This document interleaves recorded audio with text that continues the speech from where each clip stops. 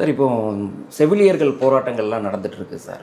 அவங்களுக்கு வந்து வாக்குறுதி கொடுத்துருக்காங்க. திமுகவோட தேர்தல் வாக்குறுதி 356ல் வந்து நிரந்தர பணி அமர்த்தப்படும் சொல்லியிருக்காங்க. பட் ஆட்சி முடியும் போதும் இன்னும் அதை பணி அமர்த்தப்படாத காரணத்தினால போராட்டம் நடத்துகிறாங்க. இதை பற்றி என்ன நினைக்கிறீங்க சார் அவங்க வாக்குறுதி? இல்லை 505 வாக்குறுதி தம்பி. திமுக தந்த வாக்குறுதி 66 வாக்குறுதிகள் நிறைவேற்றப்பட்டிருக்கிறது. 66 வாக்குறுதிகள் அரைகுறையாக இருக்கு. மீதி எந்த வாக்குறுதியும் நிறைவேற்றவில்லை. இதை நான் எடுத்துட்டேன். நான் பரப்புரை செயலாளர் தானே, நான் இதெல்லாம் மக்கள் மன்றத்தில் வைக்கணும். இனி ஒன்று, திராவிட முன்னேற்ற கழகம் ரொம்ப பலவீனப்பட்டிருக்கிறது.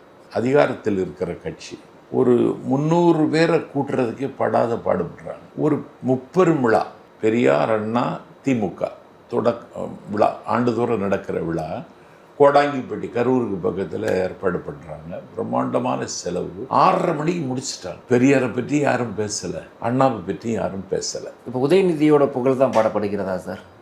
ஆமாம், அதுதான் எனக்கு ஒரு அலர்ஜியாகவும் இருந்துச்சு. உதயநிதியை நான் வெறுக்கலை. உதயநிதி, ஸ்டாலின் இந்த ரெண்டை தான் பேசணும். வேறு பாலிட்டிக்ஸ் பேச முடியாது. எவ்வளோ நாளைக்கு இப்படி பேசுறது? அது ஒன்று.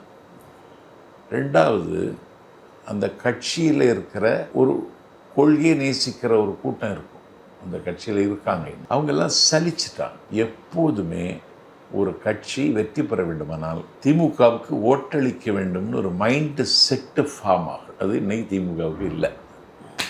ரெண்டாவது, உயிரை கொடுத்து வேலை செய்து நம்ம தலைவரை ஜெயிக்க வைக்கணும்னு தொண்டன் நினைக்கணும். அந்த தொண்டனும் திமுகவுக்கு இல்லை.